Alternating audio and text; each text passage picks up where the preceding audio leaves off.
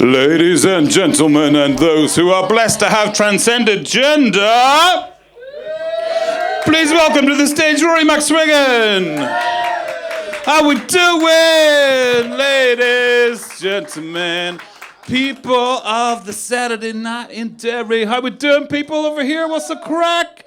We're going to be doing a very special comedy show now. What do you think about that? Oh, good stuff. So take your seats. We have the wonderful Emer McGinnity with, hi guys, it's me, Emer. And that was just my normal kind of voice that I do. I wasn't me trying to do an impression of somebody, but I just did a really good impression of somebody, Leanne, didn't I? You know when you do impressions of people, and the impressions of people are not famous people, and you know you could actually make it as a famous person impressionist, but you can't do the impressions of famous people, and then you go to the audition, and you're all like, oh my god, this isn't really working out. How's it going, sir? How are you? Good. Stable. Oh, what's your name, sir? David. Kevin. Good stuff, Kevin. Good to see you. What are you drinking tonight? Harp. Jesus, does he look like a harp drinker to you? Yes. He does, do you think? I don't think he looks like a harp drinker. I think he looks more like a northbound 1945 drinker. You're more Smithwick's. Where are you from, Kevin? From Ireland. From Holland. Oh, right, good stuff. Any other Hollish people in the house? Hollish people. What do you call Hollish people from Holland, Richard? Dutch. And what do you call people? But I always thought that people from Denmark were called Dutch. What do you call Denmark people? Danish. All right. Okay. Every day's a school day with Kevin. Except do not make presumptions about people and the beer they drink based on them just having some kind of, left field scarf around their neck, It's a bad idea. I mean, people could make judgments about me based on, the way I have my collar up like this, but it's just because it was rolled in a ball in the corner of the kitchen. That does not mean that I support Benjamin Netanyahu. Okay, it just does not mean that. So how you doing? Who have we got down here? How you doing, Mrs. and Mr. and whoever? How are you doing? What's your name? Anya. Spelt Aine. Yes. Any fadas going? On the A. Not the I. Do you know when you're emailing people, Peter, and they're fucking fatted up to the eyeballs with their names? You're fatted up. She's pure fatted up as Anya. Like you're fatted up. No, you're okay. You're not good taking the handle of fadas. Like you won't. Seriously. But what if, say, Anya, you were the sort of the main kind of person that was providing the funding for my project, and I was like, "Hi, Anya," and it was like, you wouldn't give a fuck. If your project was shite, I would. All right, so do you fund shite projects, pure shite? No. What projects do you fund? Absolutely none. Absolutely none? Not even like for your... My own alcoholism. Thank you very much, ladies and gentlemen, for the funding. We really have to thank my own alcoholism tonight. My own alcoholism. It's got me through. It got me through the troubles. It got me through 8 abortions. It got me through the tribunals, the Moriarty Tribunal. It got me through. Oh my God! I mean, where would we be? Puberty. No, I'm on blockers, so I don't know. I stay there. Like a child internally in myself. Anyone on puberty blockers? Charlotte loves it. Gives them their wins as well.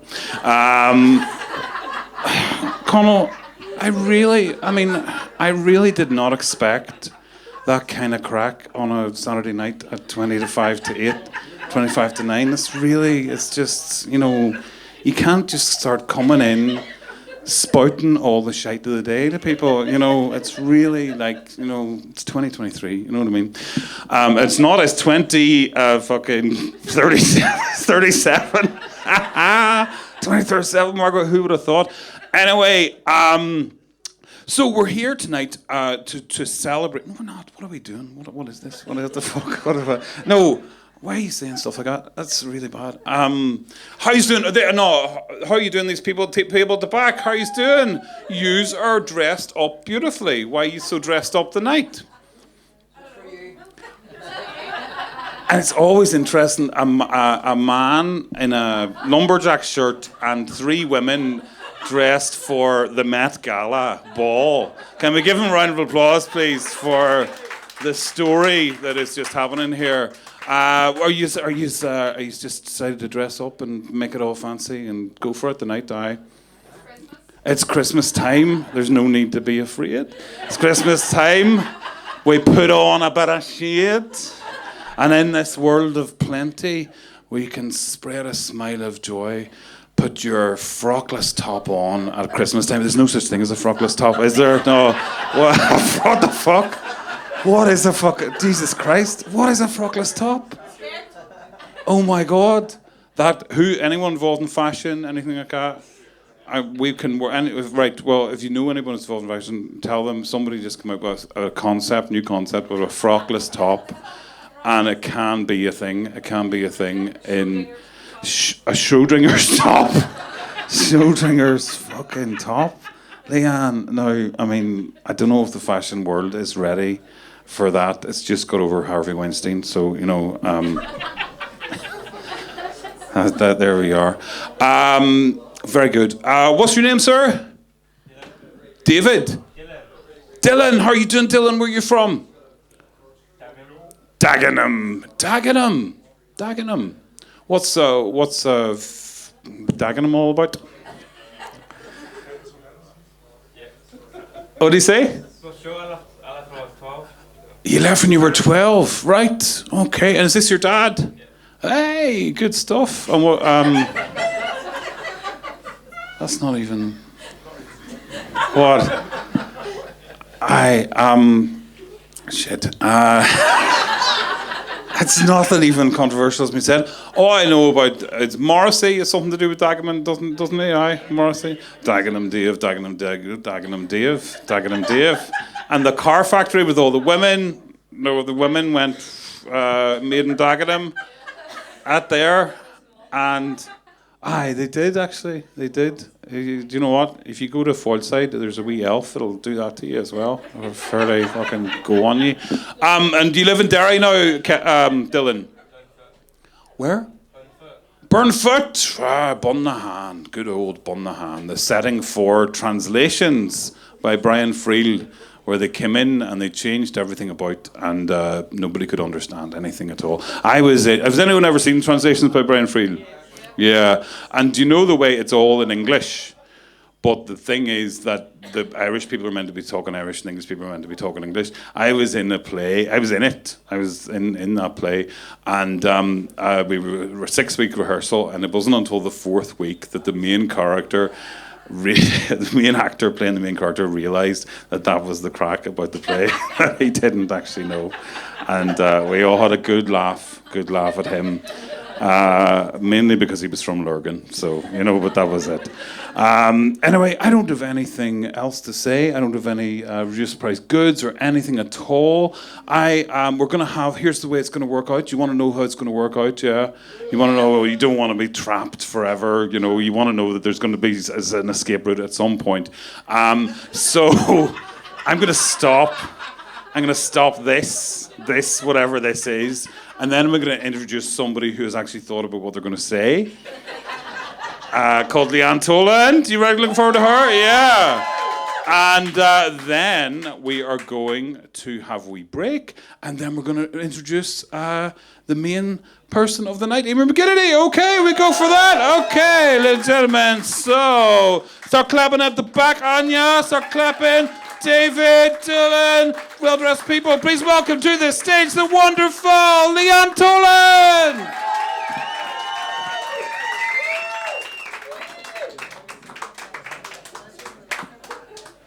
all started for Christmas. You all started for Christmas. They're all started for Christmas. Hey, no, it's all for the wins. It's all for the wins.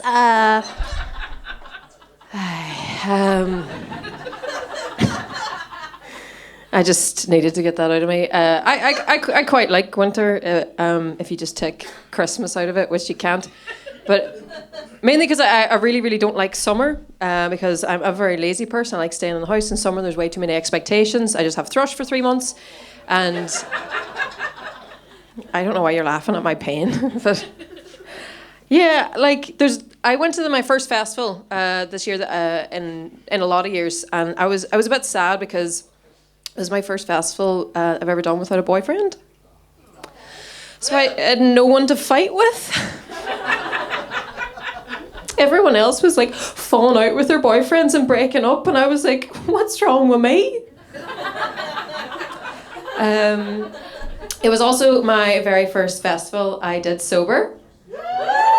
Mushrooms don't count. For me personally, the hardest thing about being sober is just being better than everybody else.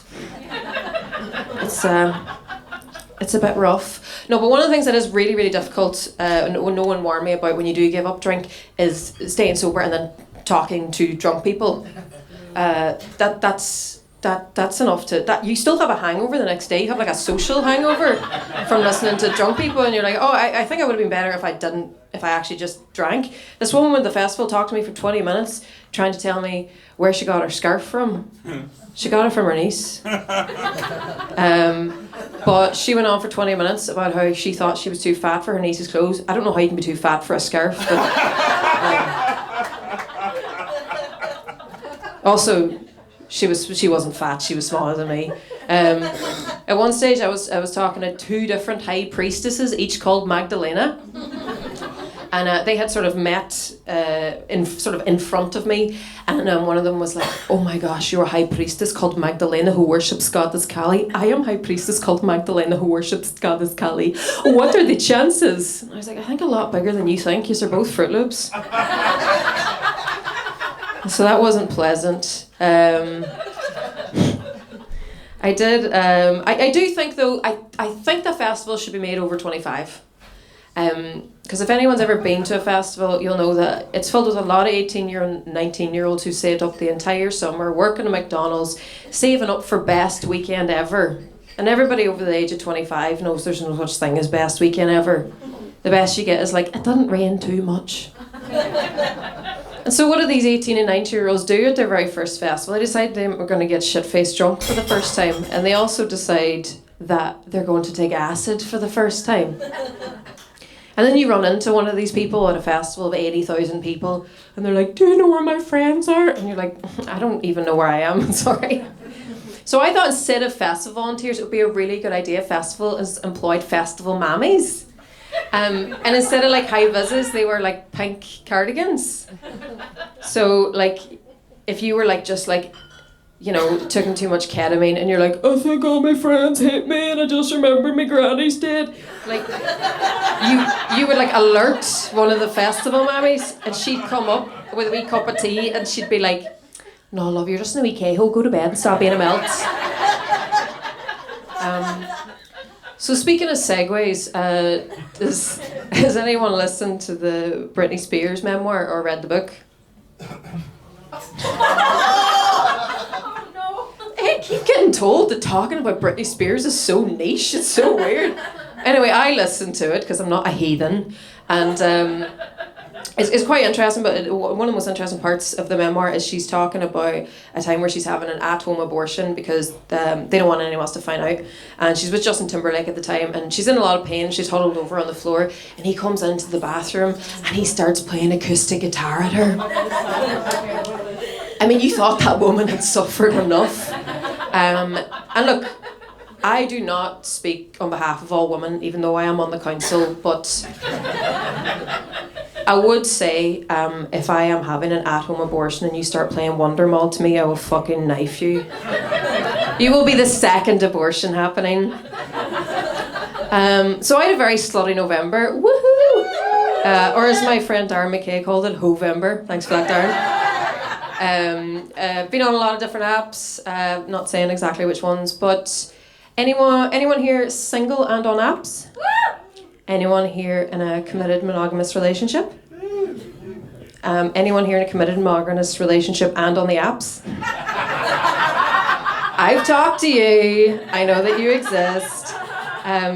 It's pretty rough out there, I'm not going to lie. I'll give you an example. John, 52 years old, recently divorced, absolutely grand. Looking for woman aged 18 to 25.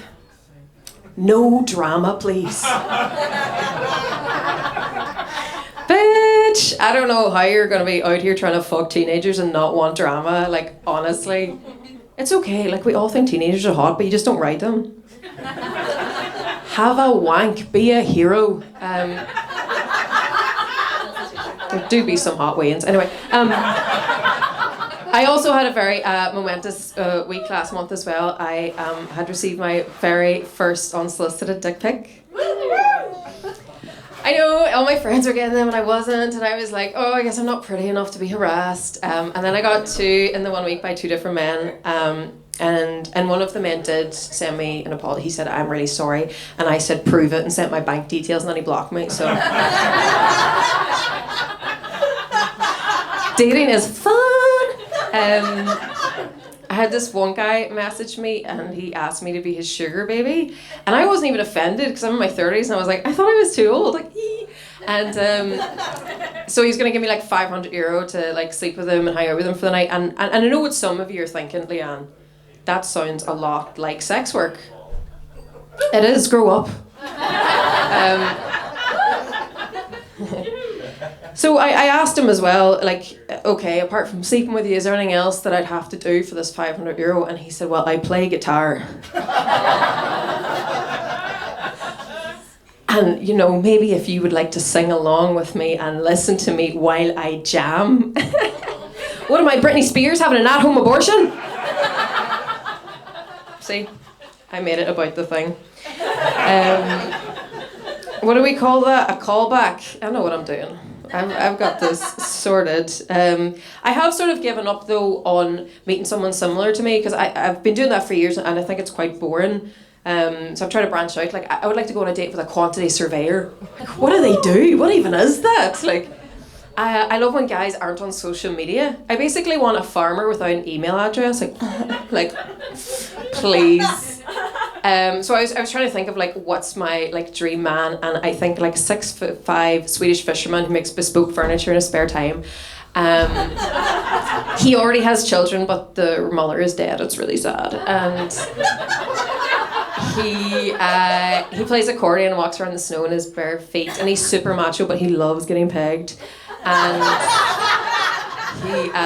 we're in an open relationship, but he doesn't actually avail of his options because I'm all the woman he needs. And our love and passion just grows stronger and stronger till the day we die. Like, is that too much to ask for? Fuck.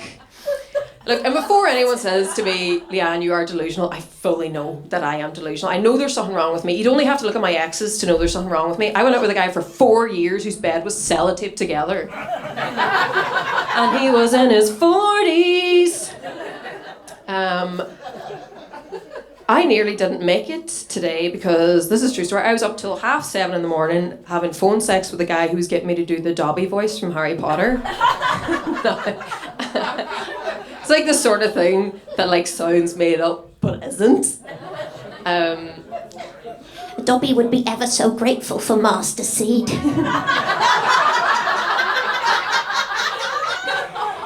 It's Dobby's turn to be in charge. So on like some of the apps, I really wish I could say that was a fucking lie. But it's not. He might be flying over from Canada next month. We're gonna see what happens. We're gonna see. If you see me around with a Canadian, shut the fuck. No, you didn't. Shut the fuck up. So on some of the websites, people list their kinks. Which I quite like because I feel like it cuts out a lot of bullshit. Like, I'm quite a dominant person. I don't really like dominant men, so that's really easy for me to just go, no, absolute waste of time. But I did come across this kink I'd never heard of before. Ernie is aware of the kink breeding. Breeding is such a kind of weird kink. So it's sex where you fetishize that you could get pregnant. And I was like, isn't that sort of the OG kink? I mean, it was kind of like the only fetish for like 20,000 years or something. It's a bit odd. I just feel like we've all watched so much porn that our brains are so warped that we have to sort of fetishize, you know, the most basic level, as God intended, sex. And like, oh, what if you had my frickin' baby? You know, it's really weird. Anyway, I think I'm addicted to porn. Thank you.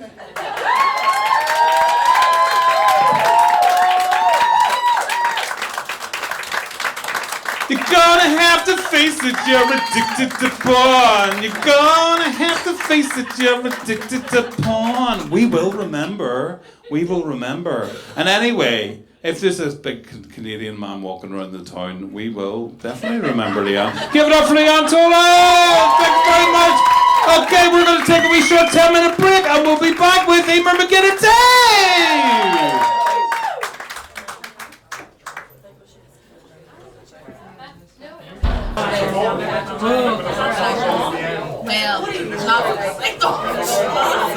Hello, ladies and gentlemen. Welcome back to... Hi, guys. It's me, Emer. What's up, crack? How we doing? For those of you, how you doing, Kevin? How you doing? For those of you who just arrived, we're doing a comedy show. Who's here for a comedy show? Yay! We've just had the wonderful Leanne Toland. And I received several critiques during the break, Leanne. People were coming up to me and saying, what did you do to her?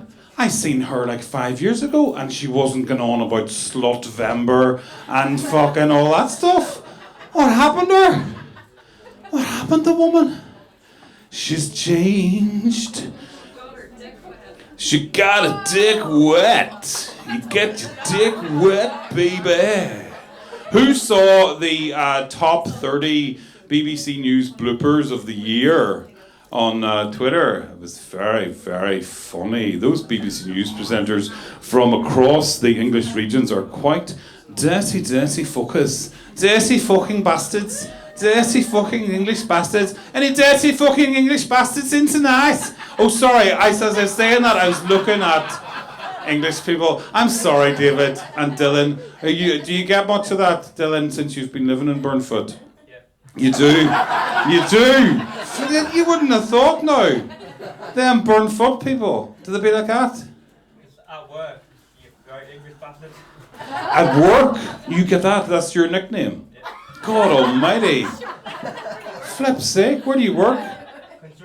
Construction. And the oil builders. God, I thought all builders were all coked up this weather and they were just, you know, getting on with their jobs and on speed and stuff, you know. Do you take in speed yourself? Anything like that? No. You do, what part of building do you do? Construction? Oh. Just joinery mainly, but just extensions. Joinery and extensions. Do you see Donegal people? Hi, they never stop getting extensions in their houses. Any Donegal people in? Donegal, I love you. You are my friend that I go to when I'm running away from the PSNI.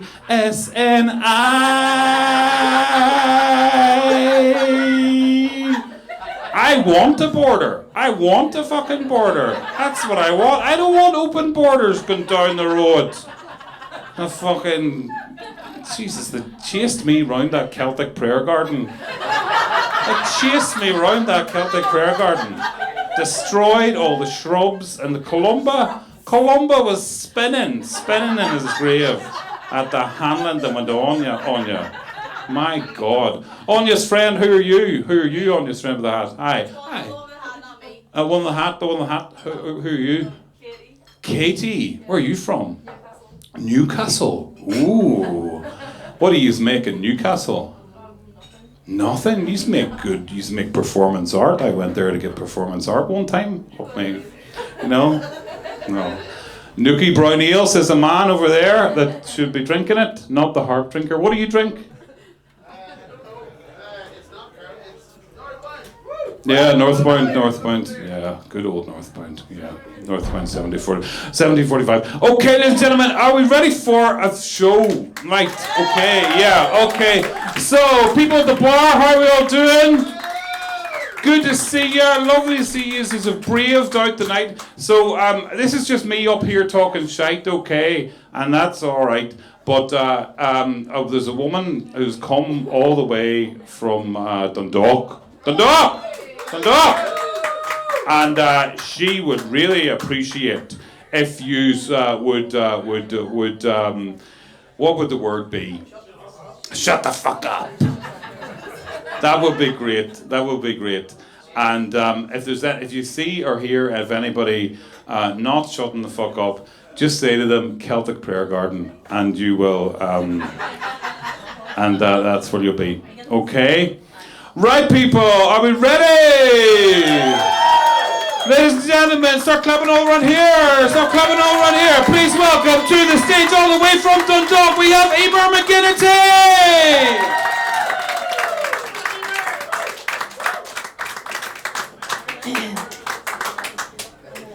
Is it time to start yet? The time is here already. I'm not set to go get. My head is very bready. The loaf of bread that blocks up all the pipes within my skull is made from Hoover bag contents and pushing doors when it says pull. There's a yeast inside my head, and it's called procrastinate. And it smells like just don't start if it's imperfect or it's late. There's a yeast inside my head, and it's called procrastinate. And it smells like just don't start if it's imperfect or it's late. There's gluten in my head bread.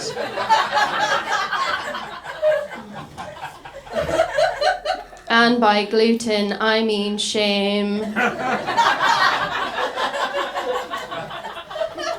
I'd rather give up my belongings, shave my head and move to Spain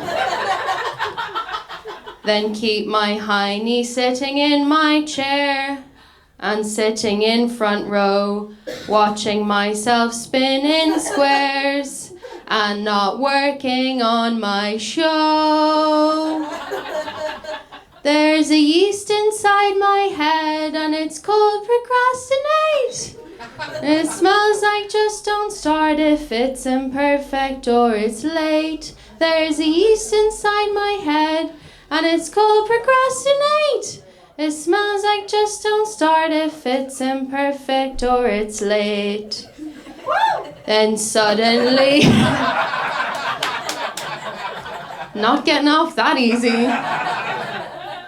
Then suddenly in my brain bowels, there's a rumble and a movement. My email procrastination has brought about stinking improvement. Inspiration now flows through me, 'cause I finally got paid. I can't believe my self-belief now Tim has ever strayed. There's a yeast inside my head and it's called procrastinate. And it smells like just don't start if it's imperfect or it's late. There's a yeast inside my head and it's called procrastinate. And it smells like just don't start if it's imperfect or it's late.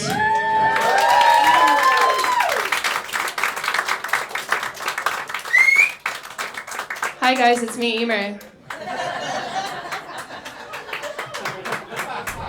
I'm from Dundalk, but I don't have the classic Dundalk accent. And people often say to me, they say, Emer, where do you actually come from? And the answer is, money.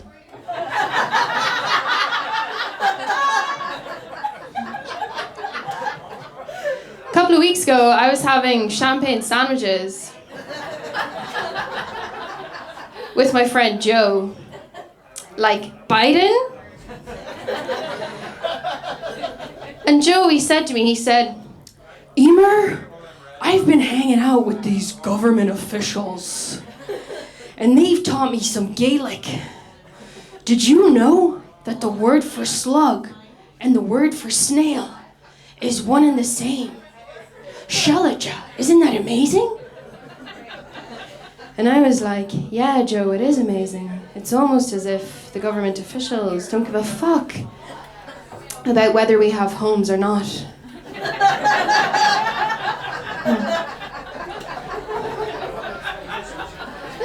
And you'll notice something, Joe, you'll notice the bigger the shell, the slimier the cunt.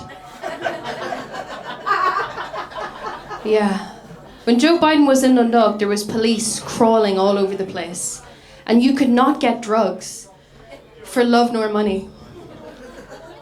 Now listen, I'm no stick in the mud. I love to have a good time. But one thing that you will never, ever, ever catch me doing is rolling my own joints.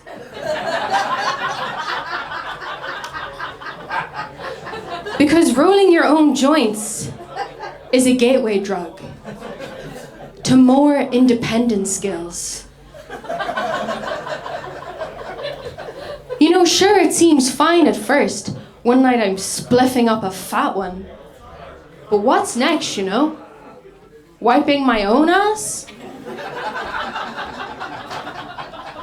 Wanking myself off? As the French say, no merci. I don't want you to teach me how to fish. I want you to buy me lobster. But yeah, the housing crisis in Ireland is quite bad, but over in Scotland, it's even worse again. When I was with my ex Skippy, she had an awful housing problem in that she lived with her boyfriend. Yeah. So I would travel over and back a lot to see Skippy. And listen, I love traveling. I traveled up from Dundalk today. I have a little rule for myself about being on time to shows. It goes like this. I'm 28, I'm never late unless I need to master a new skill, like woodworking. Get your head out of the gutter. I'm actually 29 now, but that doesn't rhyme with masturbate.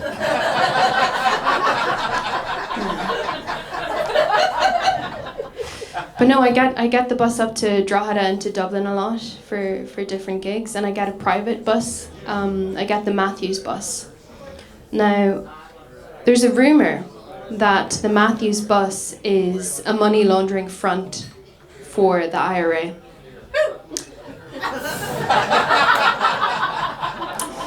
I don't know if we have any history buffs in tonight, but one thing that the IRA absolutely loves is musicals.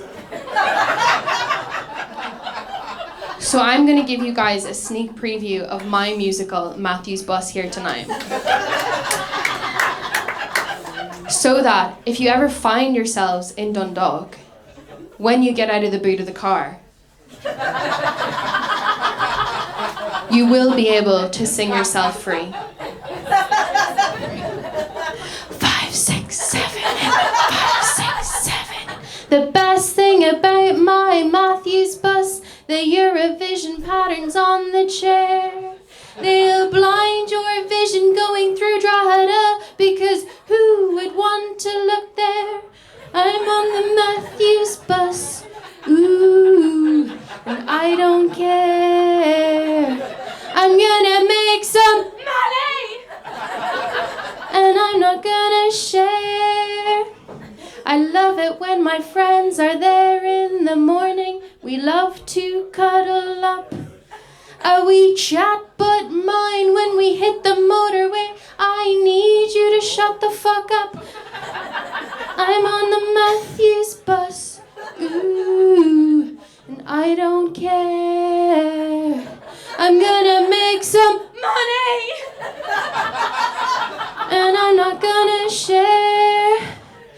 get your bag off the fucking seat.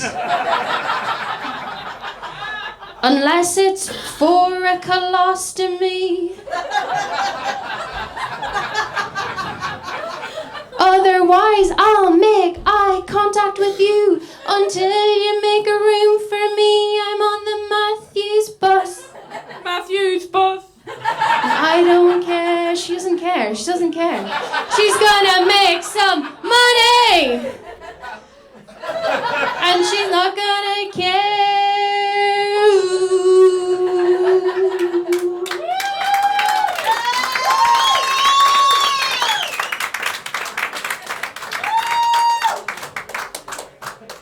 So my mental health. It's not great. My friend down here absolutely shocked to hear this news. His jaw's on the floor. Staring up at my fluffy little noggin. I stay here, fella. Show me some respect. But no, my mental health is quite bad. But I do get by. I get by with a little help from my friends. And one of my oldest friends is actually here tonight with me. I think some of you might have met my friend Rob before from Dundalk. This is my friend Rob. So this is Rob. Don't be too nice to him because he's kind of an asshole. We've really been going through a rough patch in our relationship recently. And I think part of the problem is his thinking is just so black and white. You know?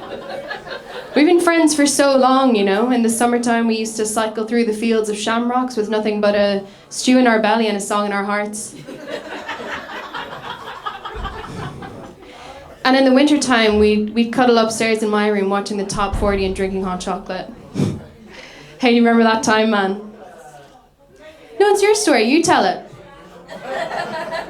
Tell the story, Rob. Fine, I'll tell the story. So one time, me and Rob got into this vicious screaming match. I think it was about the ultimate lineup of the Sugar Babes. Tale as old as fucking time, right? And Rob got so angry that he stormed out of my room. But at this point, he had taken so much ketamine that his movement down the stairs was like that of a slinky. Made of rubber, with a very loud skull. Thunk, thunk, thunk. But Rob is that friend in our group, and I think we all have them, that as the years go by, we have more and more conversations about whether to still include him. Because the older we get, the closer the good crack to hurt feelings ratio gets 1 to 1. You know? And I've always defended you, man. I've always had your back. I found myself saying things like, yeah, Charlotte, I suppose if you put it like that, he did ruin your 30th. But at the same time, can anyone really make you cry? And he's not great with pronouns either, you know, even when we're talking about close personal friends. I don't want to shame him, so I use this strategy called recasting. It's used a lot when you're teaching children difficult grammatical points. So say if I wanted to teach a child irregular plurals, I wouldn't say, no, that's wrong. I'd model it. I'd say, yeah, so it's one werewolf, many people who apparently thought it was fine when Jacob imprinted on baby Renesmee.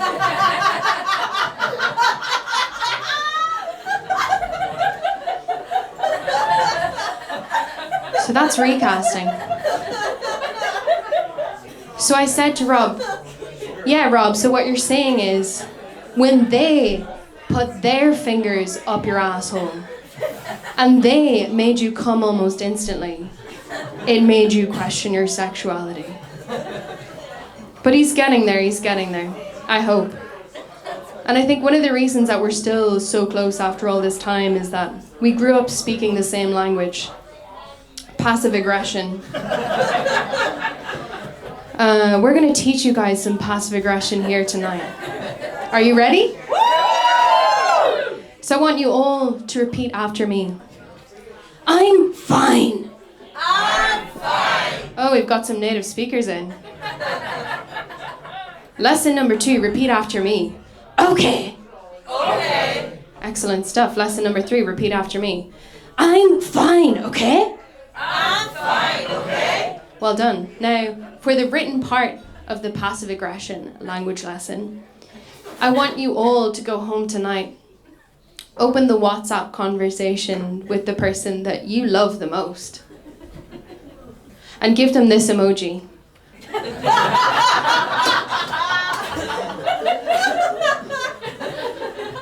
Because this means fuck you for not being able to read my mind. Yeah.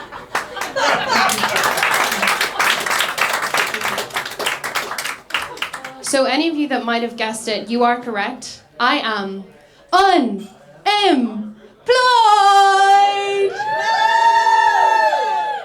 Is there anyone else here unemployed? You are. You are? That's okay. It's actually, you know, Northern Ireland is Europe's most exciting economic zone, so I wouldn't. It's okay. I wouldn't. It makes sense that it's only one in the room. No, but being unemployed for me, it's very much a lifestyle choice, much in the same way that being a bisexual lesbian is a lifestyle choice. I know what it's like to live for men and for money, but I would much rather have cunt for lunch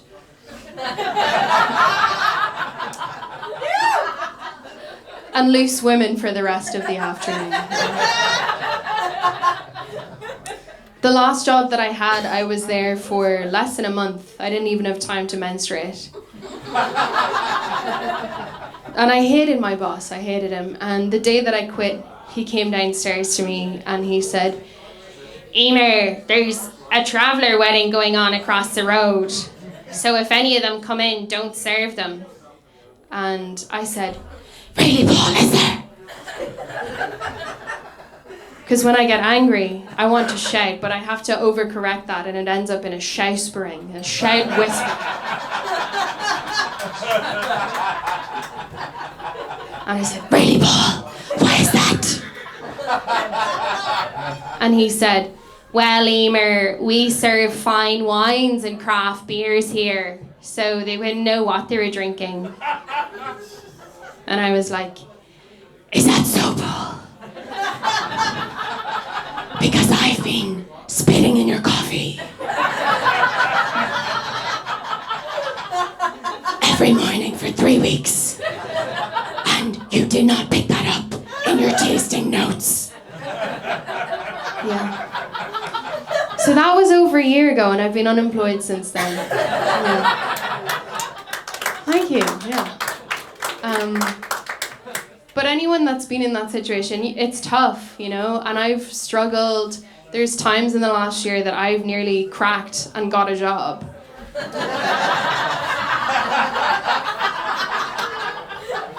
But I've just managed to stay strong, you know, managed to stay strong. And one of the things that has really helped me, I read this book, it's called Ways of Stealing by John Bergler, and this is a really seminal text, and it kind of goes a lot into the theory of capitalism, ownership, how we kind of subjugate ourselves to market value. And this is a really big author, and guys, I am so excited that tonight John Bergler, the seminal author, has agreed to come and speak to you all tonight. So if you could please, now I've spoken to the staff of Bennigan, so the ladies, please do not throw any personal items onto the stage. We want this to be respectful, we want this to be kosher, okay? So please give it up for John Bergler.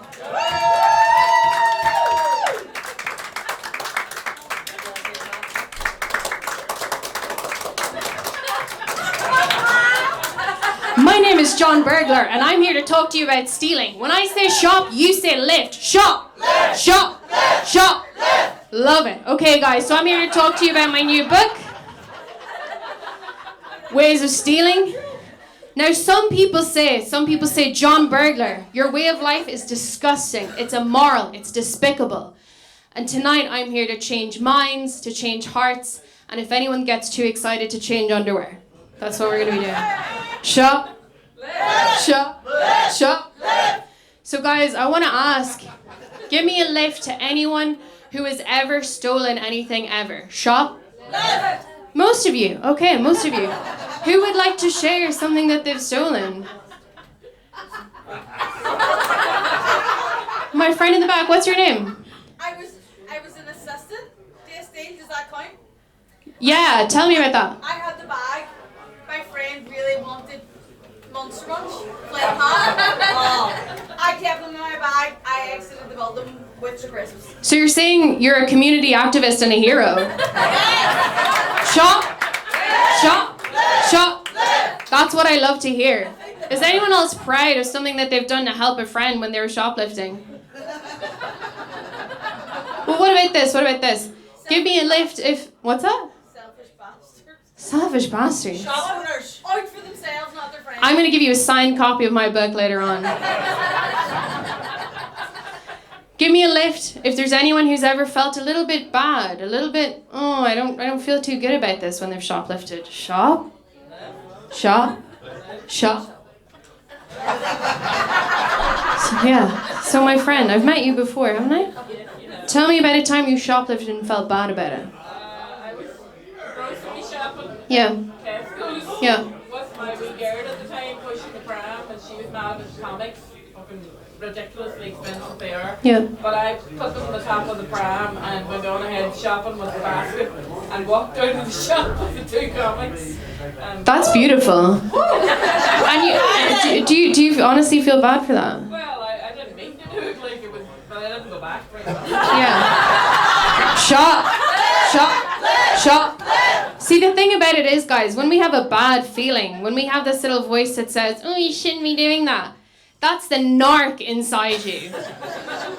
And what you need to do with that narc is you need to flush his head down the toilet. Give him a wedgie and tell him to shut the fuck up. Because we are making the decisions in society, and we decide as a society to shop, shop, shop. That's all I'm saying. None of those examples are bad. People often ask me, people at my book signings, they say, John, what got you into this? Why do you shoplift? And I think a good way to tell you would be to tell you about the biggest thing that I ever shoplifted. Would anyone like to hazard a guess as to what the biggest item I ever stole was? TV! TV. Baby girl, I would not be so reckless and put you in danger.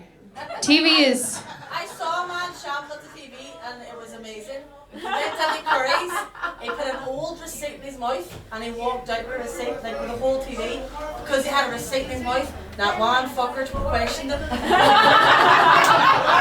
It's all about an attitude. It's a style, isn't it? I was like, that is admirable. It is. Deserve that TV. That is, I mean, I'm sure if he was wearing like more expensive clothes, we'd call that performance art, right? We're fighting elitism here tonight. And I'm proud to see it. Shop. Shop. Shop. I love that. So TV, I would say that'd be a little bit too reckless for me. I went a little bit smaller. Would anyone else like to guess? Fire stick. Fire stick. I mean, I'm a little bit more ambitious than that. I don't know. Fire lighters. Tempy mix. What? Tempy mix. What's that? I intended for that laugh to happen. The biggest shoplift that John Burglar ever pulled off was a microwave. So I guess, I mean, it's like a TV for food. You weren't that far off. Why did I steal that microwave? Well, I'm not gonna lie to you, part of it was for the 950 watt surge of adrenaline and that was coursing through my enormous veins. With that power alone, I could have heated up a lasagna in 10 seconds flat, you know? But that wasn't all. It was also because of this. Okay, so this is a bag of kittens that I pulled out of the foil today. Now, I had the money to buy the kitten's milk, but I did not have the money to buy a microwave to heat the kitten's milk. And the kittens had already had quite a bad time, what with being thrown in the foil, so I shoplifted a microwave. Community activist. Community activists, can you hear how happy the kittens are? Sounds like happy kittens to me. People say, John, is there anywhere that you would not shoplift from? And I say no. I would even shoplift from a charity shop. I saw some raised eyebrows there. I lost the crowd a little bit. Lost the crowd. They're a bit like, shop? Shop? Shop? They were like, no. John Burglar, no. Let me explain, okay? What if I told you that a charity was the reason that this bag of kittens was in the foil today? Let me tell you the story about these kittens. So these kittens were in a conversion camp that was run by the Salvation Army for gay kittens. And when the Salvation Army, which runs a lot of charity shops in Ireland anyway, when they find out that these kittens were actually bisexual, they said, no kittens, you have to get the fuck out of the conversion camp. You're not gay enough. What do we think about that? Does that make you angry? Shop? Shop? We're back on side. We're back. These bisexual kittens, just because they all love Timothée Chalamet equally, they should not be discriminated against, and that's why I do what I do. Shop? Before I go, and thank you so much, Emer, behind the piano. Thank you so much, Emer. Thank you so much for having me, and I'm going to be signing books after. But the one thing I want to say to you tonight is that, guys, the one thing that John Burglar absolutely cannot resist stealing is hearts. So if you're with your sweethearts tonight, if you don't have a ring on it, you better get a security tag, because me and the kittens have got bellies full of warm milk and we're coming for you!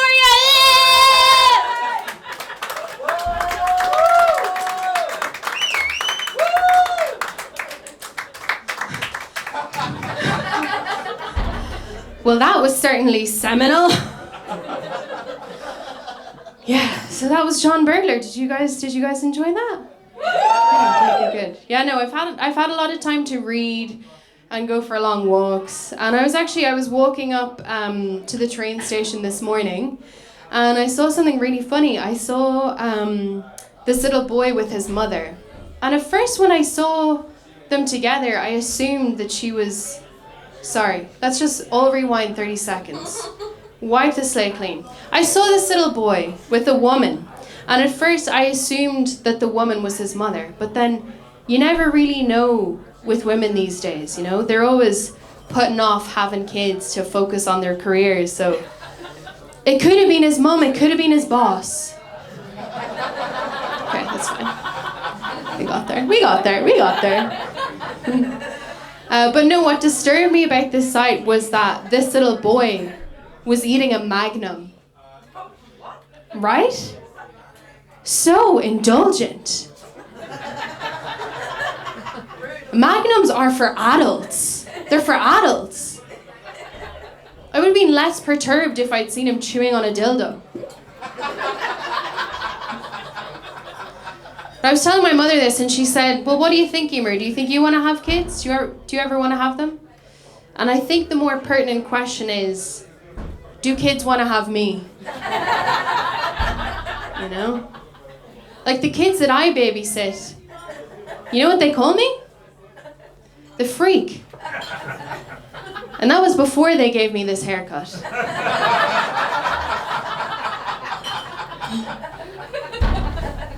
I do love this haircut though, it's great. I mean, people don't ask me if I'm a student anymore, they ask me if I'm an apprentice. Yeah. And I love my student days. You know, one of my best friends, Lucas, is from when I was a student, and we talk every single day. It's amazing. But the only thing is, we talk on Instagram, we message on Instagram. And I don't know about you guys, but I fucking hate that. I think it's so hard to focus on one thing. It's like going into a nightclub for a glass of water, you know? It's hard enough, even if you don't like boobies. Am I right? Sorry, that was toxic of me.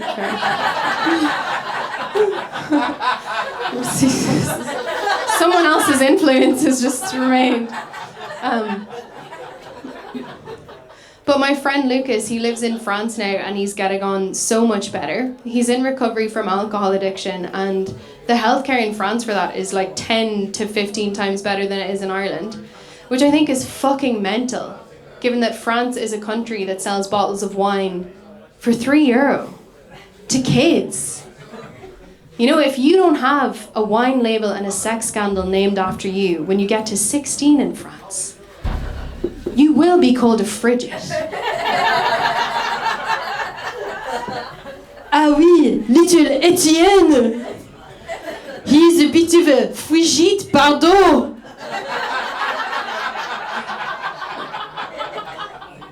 We just cannot get him to grow up. We even try to give him a magnum.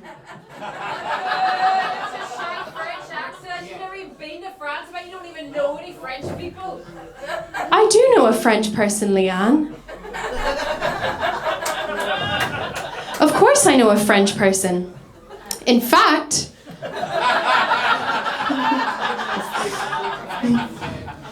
I'm so honoured that my friend who lives in France and is French has come all the way over to be with me tonight. I'm just going to go and get her and she'll be right with you. She's from France. She's French.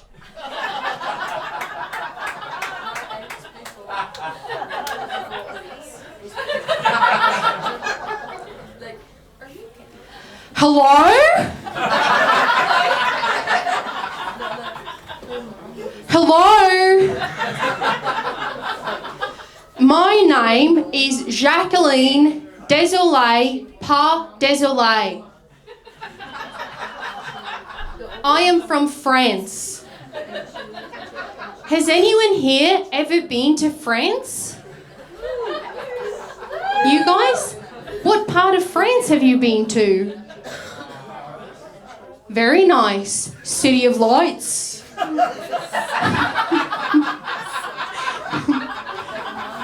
What about you, my friend? Where in France have you been to?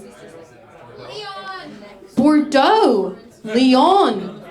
Lovely. The lovely part of the country. Well, I am from France, but people often don't want to guess what part of France I'm from.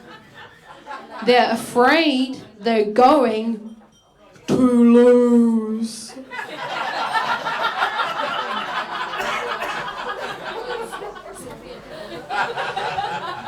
Sometimes people even think I'm from Australia. No!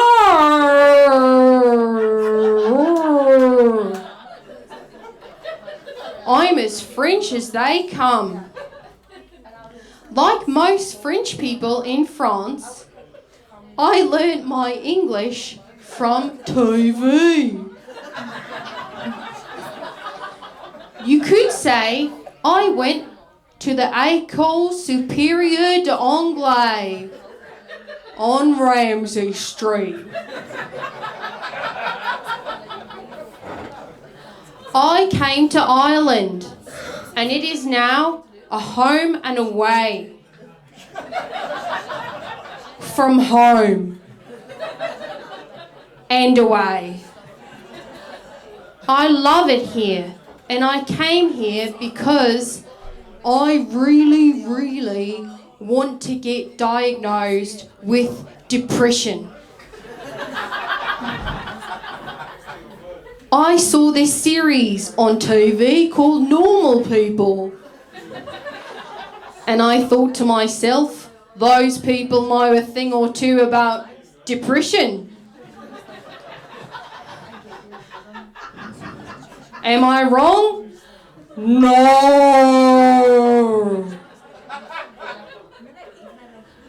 I've been to hundreds of doctors in France trying to get my diagnosis, and they've all told me the same thing. Jacqueline, they say. Jacqueline, you do not have depression. You have ennui. And I say, Doctor, Onway? You don't need to tell me where I wake up when I wet the bed.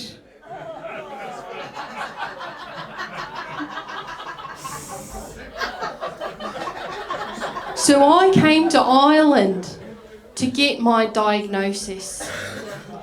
You see, I really want to get diagnosed with depression because I need antidepressants. And the reason I need antidepressants is because I cannot stop coming.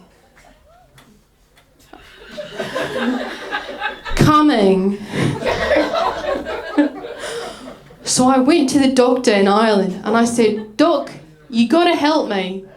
I can't even go over a speed bump on my bicicleta without blowing my load. And the doctor...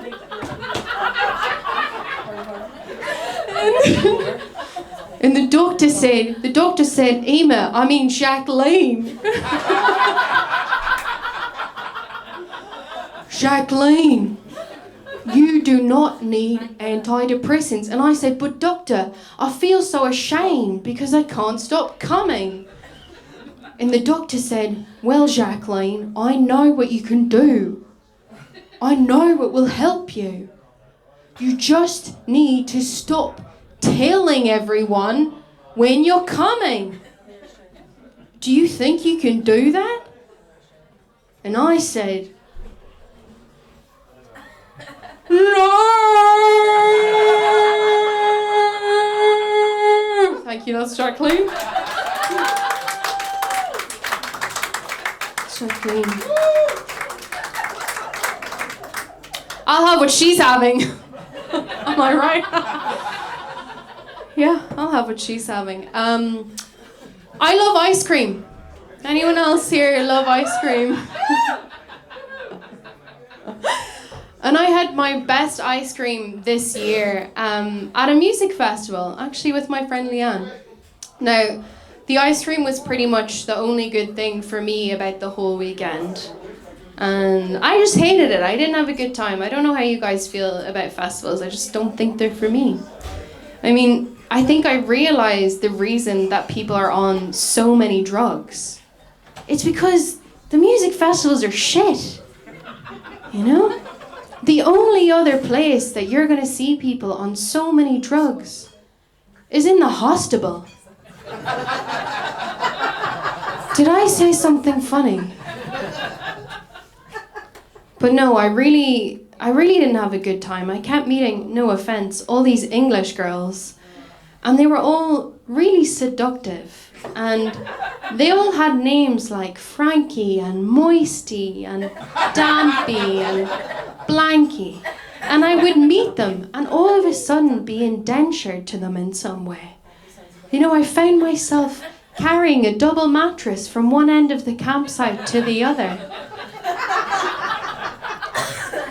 Getting nothing in return but a weed gummy that already had a bite taken out of it. I would have preferred if she'd given me a blighted potato. That's a joke. The most dangerous drug of all is nationalism. I think we know that. But no, I should be clear. So I was there with Leanne and with our other friend as well. So we were working at one of the stages. And I really shouldn't complain because my friend had a much worse time. So we got there, we were supposed to be working in the kitchen. We got up the next morning and the stage wasn't built yet, so it was still a total building site. And we were kind of helping whatever, and unfortunately what happened is my friend, and I really hate to have any kind of unifying theme in my show, but my friend got her thumb cut off. Yeah. Now, I'm trying to get her to claim, to get her expenses covered. And she won't. She's one of these people, I think there's like a stigma about, you know, claiming and that kind of thing, being on the dole when you're well able to work, that kind of thing. But what you need to understand about my friend Rosie is, Rosie I even wrote a song about it. Rosie is the type of girl that helps says yes to all.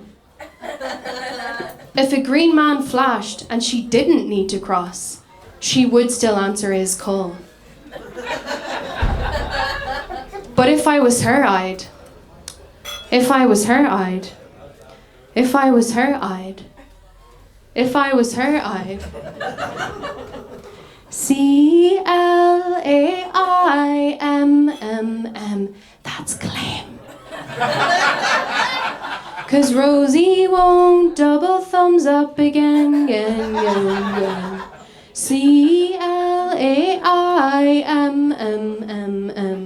'cause Rosie won't double thumbs up again. The building site was open and it was rife with hazards too. A stage board fell down hard and cut off a fifth of her hand's crew. So if I was her, I'd. If I was her, I'd. If I was her, I'd. If I was her, I'd. CLAIMMM,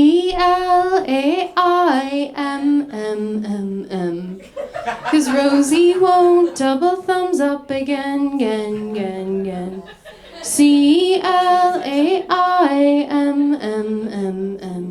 'cause Rosie won't double thumbs up again. She won't be hitchhiking home or texting while she's having a wank. After millions of years of evolution, that poor thumb just walked the plank. So if I was her, I'd. If I was her, I'd. If I was her, I'd. If I was her, I'd. CLAIMMM, 'cause Rosie won't double thumbs up again. CLAIMMM,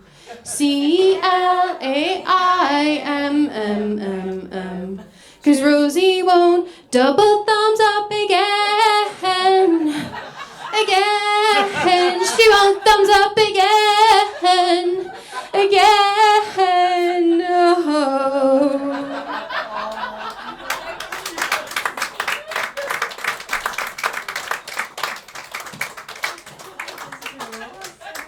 I hope she does claim. I hope she does collect, you know. And listen, I come from money. I love a good collection. The walls of my mother's house are like adorned with commemorative plates. And we're not even Protestants. But I started a new collection last year and it's going really well for me. I started collecting unsolicited advice from man comedians. Present company accepted.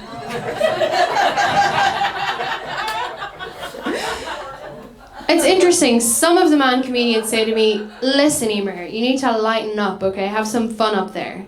Comedy's therapy, baby. And some of the other man comedians, some of them say to me, listen Emer, you need to tone it down, okay? Wind it back.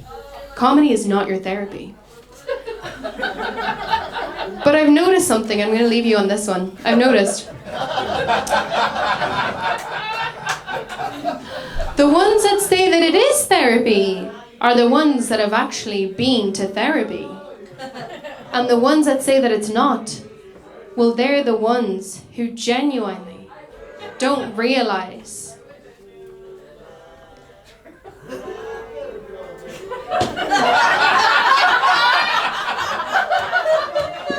that they're gay. Thank you so much for having me. Thank you so much. I have some zines. If anyone wants some zines, and come and chat to me afterwards. And thank you so much, Rory. Thank you so much, Leanne. Thank you so much to Darren and Denise. It's been so fun. Yay! Give it up for Emer McGinnity! Thank you so much, Emer, for a beautiful collection. If you want to see Emer again, you can see her in the Black Box Belfast tomorrow night at 7:30. And then where are you going then? I'm going to Galway on Friday and then Dublin on Sunday. Galway on Friday and Dublin on Sunday. And you can follow Emer on Instagram and you can follow her on Facebook. And you TikToking, hi? You TikToking? She TikToks too. Hi guys, it's me, Emer. Get there, get there. We are back on Thursday at Chicken Box Comedy with Mike Carlisle, Kieran Quinn, Peter E. Davidson, Kieran Flanagan, Mickey Breslin, Jasmine Sierra, and Brona the Kid. We'll see you then. Thank you very much. Bye bye.